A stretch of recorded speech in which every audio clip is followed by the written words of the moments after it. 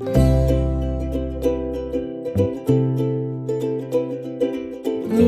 O'zbekiston madaniyatining bir qismiman.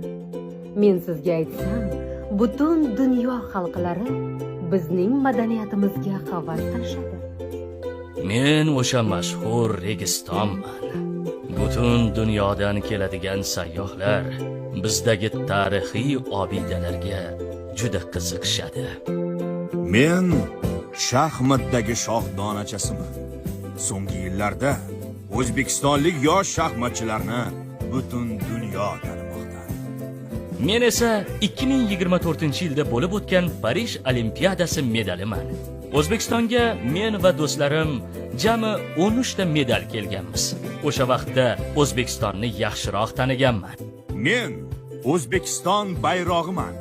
Butun dunyo O'zbekistonni men orqali taniydi va men so'nggi yillarda dunyo kezib yuribman.